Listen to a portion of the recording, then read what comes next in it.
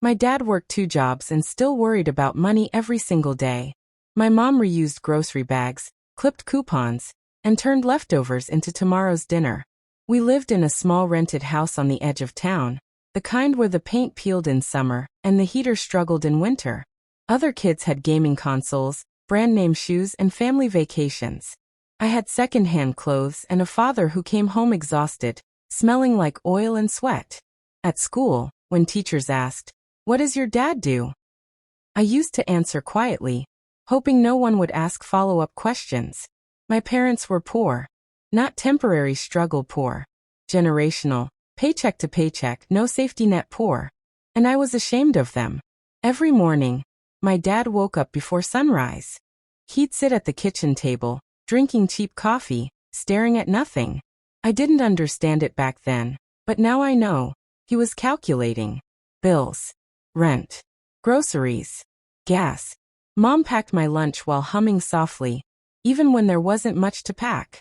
Sometimes it was just a peanut butter sandwich and an apple.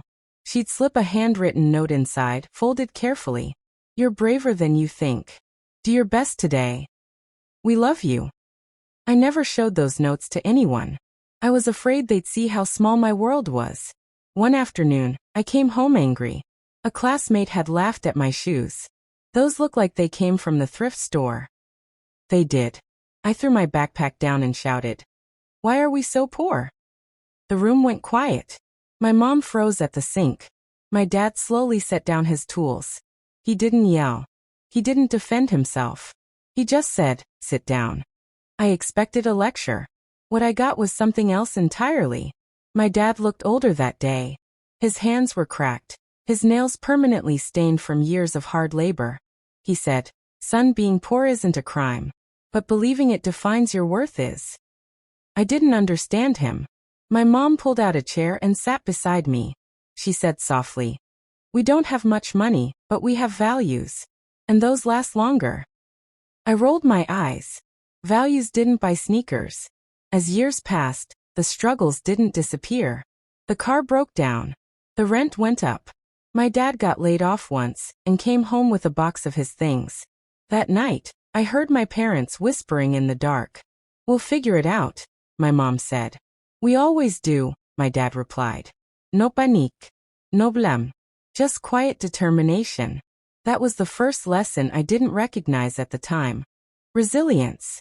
In high school, I worked part-time at a grocery store. I handed my paycheck to my mom without being asked. She tried to refuse. "This is your money," she said. I told her, "You've given me everything. Let me help." She cried that night. Not because of the money, but because she felt seen. College seemed impossible. Tuition numbers looked like phone numbers. I was ready to give up, but my dad sat me down and said, "Apply anyway. Don't reject yourself before the world gets a chance to." I applied. I got scholarships, financial aid, a chance. The day the acceptance letter arrived, my mom held it like it was made of gold. My dad stood quietly in the doorway, wiping his eyes when he thought no one was looking. That was the second lesson. Hope is a discipline, not a feeling. College changed me. I learned new words, new ideas, new ways of thinking. I met people whose parents paid their tuition in full and sent care packages every month. For a while, I distanced myself from home. I felt embarrassed again.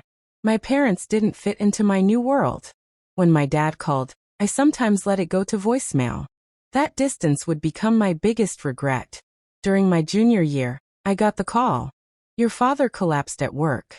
I drove home faster than I ever had before. In the hospital, my dad looked small, fragile. Nothing like the man who once carried the weight of our entire family on his back. He squeezed my hand and said, "Don't worry about me. Focus on your future." Even then, he was thinking of me. That was the third lesson. Real love is selfless, even when it hurts. My dad recovered, but he never went back to the same job. His body couldn't handle it anymore. Money got tighter. I graduated and got my first real job. My salary felt unreal. More money than my parents had ever seen in a year. The first thing I did was take them out to dinner. My mom looked at the menu like it was written in another language. My dad kept checking prices, uncomfortable. Order anything, I said. This one's on me. They smiled, but I could tell. They weren't used to being taken care of. Years passed. I moved into a better house, drove a nicer car, built a life. But the older I got, the more I understood something painful and beautiful. Everything good in me came from two people the world called unsuccessful. When my mom got sick, I took time off work to care for her. One night, she held my hand and said, "We always worried we didn't give you enough." I shook my head. "You gave me everything that mattered." She smiled. "Then we did okay." That was the fourth lesson. Success isn't measured by what you leave behind, but by who you raise. After my parents passed, I went through old boxes. Inside one, I found every note my mom had ever written me. Inside another, my dad's worn-out work gloves. I finally understood. They weren't poor in the ways that mattered. They were rich in patience, rich in integrity, rich in love. If you're watching this and you feel embarrassed by where you come from, if your parents struggled and you wished they were different, if you grew up with less than others, remember this. Your parents' bank account is not a reflection of their value. Their sacrifices are silent but powerful. Their lessons last longer than money ever will. Poor dad and poor mom didn't give me wealth.